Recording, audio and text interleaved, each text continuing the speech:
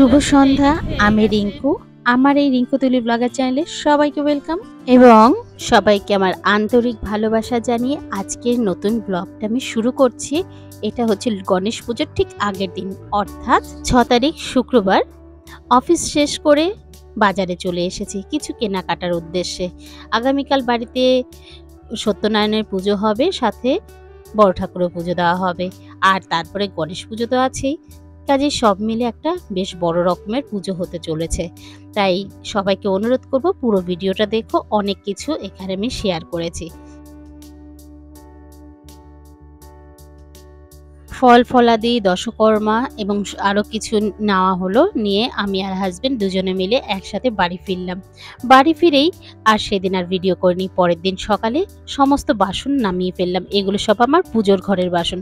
সবসময় এগুলো তোলা থাকে, যখন কোনো পুজো হয় তখন আমি বের করে নিই। সেগুলোকে পরিষ্কার করে নিলাম। আর তারপরে এই দেখো আমার গণেশ পুজোর সরঞ্জাম চলে এসেছে।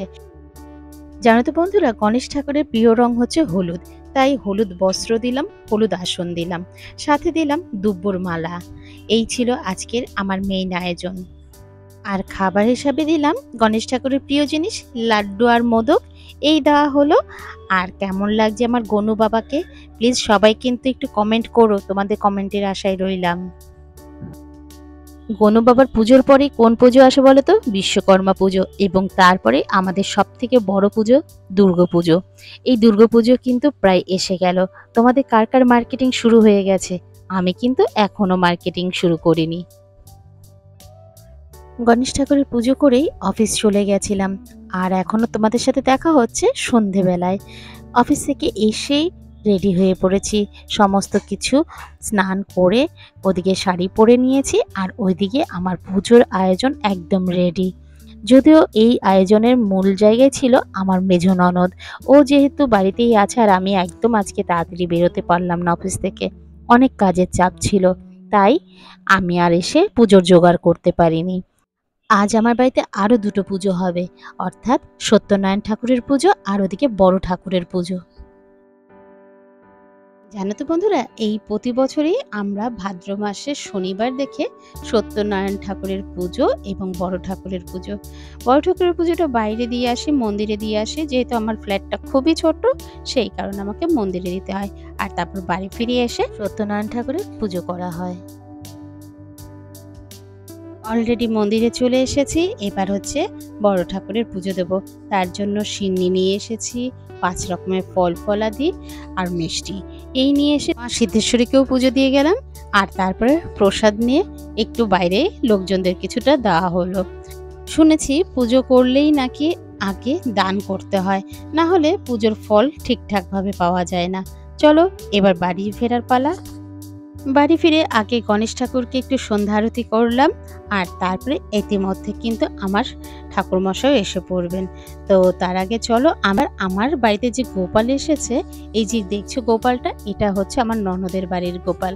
ও আমাদের বাড়িতে আজকে পুজোর জন্য নিমন্ত্রিত হয়ে এসেছে। তাই ওকেও ভাবলাম তোমাদের সাথে একটু দেখিয়ে দিই। এ কিন্তু খুব জাগ্রত, দেখতে ছোট হলে কি হবে, দুষ্টুটা না খুব মনে মনে হাসে, কখন এখানে আসবে সেই অপেক্ষায় ছিল।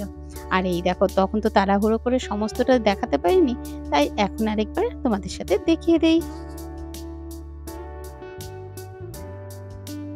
আমার পুজোর আয়োজনটা আরে একবার তোমাদের সাথে শেয়ার করলাম। কেমন লাগলো একটু কমেন্ট এবং একটা লাইক করে জানিও। আর যদি ভালো লেগে থাকে তাহলে চাইলে আমার চ্যানেলটাকে সাবস্ক্রাইবও করতে পারো। আর অলরেডি যদি তুমি আমার চ্যানেলটাকে সাবস্ক্রাইব করে থাকো, তোমাকে অসংখ্য ধন্যবাদ। এই সিন্নি প্রসাদ মাখতে দুধ, সুজি, কলা, ময়দা, চিনি, গুড় এবং আন্দাজ ঘি, মধু, নারকেল কোড়া, কাজু বাদাম, আরও কিছু দিলে আরও বেশ ভালো লাগে। যাই হোক, প্রসাদ মাত্রই ভালো, বেশ কিন্তু ভালো লাগে। ঠাকুরের প্রসাদ মানেই বেশ ভালো, সেটাকে কে আবার অন্য কিছু বলতে হয়? চলো, পুজো শুরু হয়ে গেছে, এবার তোমরা শুধু পুজোটা দেখো। পুজো হতে হতে আর এবার কতগুলো স্পেশাল বন্ধুদের নাম নেওয়া যাক, যারা রেগুলার আমার ব্লগ ভিডিও দেখে বা শর্টস দেখে এবং ভালো ভালো কমেন্ট করে রেখেছে। যেমন স্পাইস টিউব, তিথি ব্লগ, কমলা, পিঙ্কি, সাই lifestyle cooking, Ira daily blog. আরও অনেক দিদিরাই অনেক সুন্দর সুন্দর কমেন্ট করো। তোমাদের একটা কমেন্ট আমাকে অনেক দূর এগিয়ে নিয়ে যেতে সাহায্য করে, পরের দিনের আবার একটা নতুন ব্লগ তৈরি করার চিন্তা ভাবনা তৈরি করে দেয়। পুজোটা তো পুরোটাই দেখালাম, আর আরেকটা জিনিস বাকি রয়েছে, সত্যনারায়ণের ব্রত কথা। চলো সেটা ঠাকুরমশাই পড়বেন, চলো তোমাদেরও শোনাই। ব্রাহ্মণ সেই ভূমিনগর ভিক্ষা না পাইয়ে কিছু হইল কাতর, তোর তলে বসিলেন বিষণ্ণ বদনে, দুঃখ ভাবিমানে দয়ালু ইয়ে চিত্তে সত্যনারায়ণ, ফকির রূপ ধরি দিলাসার, বিপ্রে বলে শুনো দিয়ামশায়, কি হেতু রোদন করে বসিয়ে দাঁড়ায়, বিপ্র কহে কি হইবে তোমায় কথা ক্ষতি কোথায়, দ্বিজকার নিত্য নিত্য ভিক্ষামে খাই, আজ না ভিক্ষা মিলি দুঃখ চিন্তা দায়ী, জমাতে করিব পূজা কহিয়া তারপর গদুমা শিশুরা সকাল পানকুবা ক্রমাচারা শশী চিনি কিংবা এ কুকুর দেবে, কি কিংবা দুগ্ধ সহভক্তিত চিবে, যাতে করে এইসব পূজা আয়োজন চারদিকে বসিবে যত ভক্তগণ, আমার গণে কথা শুনিবে সবানে বেদন পরমাচেতনে, সত্যকে শিবে মাতে দিবাদ নার বলিয়া করিবে পরিপাত, প্রসাদ খাইবে এইতে বিধান, এত করে নার অভিলব্ধ দান, শুনি ভাবে গাদে গাদা পরিকে দেবান, ঘুমেতে গিয়ে হর্ণ পড়িত, ব্রাহ্মণী শুনিয়া হন হসন সিনিয়াদি যথাইজন, কান্দিতে কান্দে বাদিজন, কুকর্ম করেছি ক্ষমা করুণারায়ণ, মানিয়ে শ্রেণী বলেছে আমার অপরাধ হইয়াছে পদে তোমার, কইলাম সত্যি বলে দাঁড়িয়ে শশে স্বর্ণশ্রেণী ঘর দেবে গিয়ে, সত্যনারায়ণ তবে সদায় হইল প্রতি ছিল অতিও হইল কালাল, সাধুকে নিশ্চয়তা শুনি কথাল, নৌকা যত কত লইয়া তারা পড়ে কেন মজা, পোষাল লইতে সাধনানি দেখি সত্য তবে কুবিত হইল, জামাত সহিত নৌকায় ঘরে চেরাত, হায় অক্ষরাত কিলো প্রমাদ কানিয়া ডুবিয়ে মরিতে জানি ধরাকিতে, হেনে কালে হইল চিমিত সিনি ফেলা কান্না কইলে বিপরীত, এদি তখন উঠিয়া মাটি হইতে সিনি তবে খালি চড়িয়া, জমাতে করি পূজা কহিয়া তারপর গদুমা শেষ করা সকালে পানি কুবা ক্রমাচার সঠিক চিনি কিংবা একুশ দিন বিষ্ণু ঠিচিনস্ত বাং তার সাথ। ব্রত কথা শেষে এবার সবাই মিলে অঞ্জলি দেব, চলো অঞ্জলি দিয়ে তারপর আবার ফিরছি।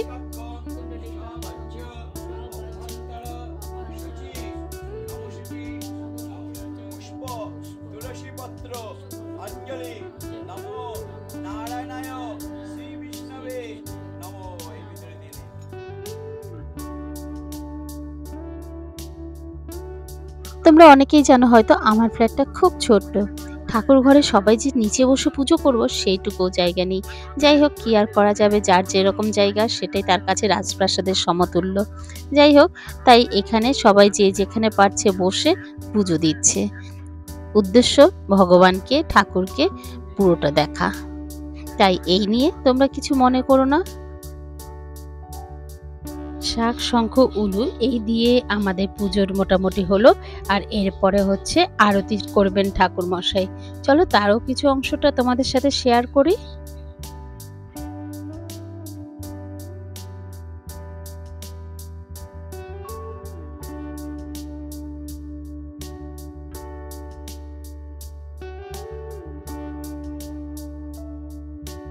এরপর শান্তি জলের পালা। এই শান্তি জলটা নিয়ে দুর্গাপুজোর সময় কিন্তু বেশ হুড়োহুড়ি হয়, শুধুমাত্র সবাই বলতে থাকে ঠাকুরমশাই আমি পাইনি, ঠাকুরমশাই আমি পাইনি। যাই হোক এইভাবে করেই আমার আজকে সত্যনারায়ণ পুজোর সম্পন্ন হলো। কেমন লাগলো পুরো ব্লগটা অবশ্যই কিন্তু কমেন্ট করে জানিও, আর তোমাদের বাড়িতে কে কিভাবে পুজো করো সেটাও একটু আমাকে কমেন্ট করো। এরপর সবাই মিলে প্রসাদ খেয়ে এবং আশেপাশে কয়েকজনকে প্রসাদ দিয়ে আসলাম, আর তারপরে আমার ননদের গোপাল এবার চলে যাওয়ার টাইম হয়েছে, তাই গোপাল ঠাকুরকে আর একটু আদর করলাম, কিছু ফুল দিলাম এবং ফল দিলাম, এই মোটামুটি দিলাম। পুজো শেষ হওয়ার পরে সবাইকে প্রসাদ দিলাম, প্রসাদ দিয়ে এই সব কাজ শেষ করে এখন সব ঘর পরিষ্কার করলাম, করে এবার ড্রেস চেঞ্জ করবো, আর শাড়ি পরে থাকতে পারছি না।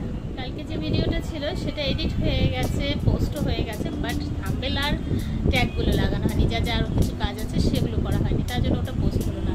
এই পুজো নিয়ে ব্যস্ত ছিলাম। যাই হোক এটা করে দেবো এখনই, যা হয় হবে, যে দেখবে না দেখলে কিছু বলার নেই। যাই হোক চলো ওই কাজটা করব, এই করে আজকের ব্লগটা এখানেই শেষ করছি। ভালো থেকো, সুস্থ থেকো, আবার দেখা হচ্ছে পরের দিনের একটা নতুন ব্লগে। টাটা।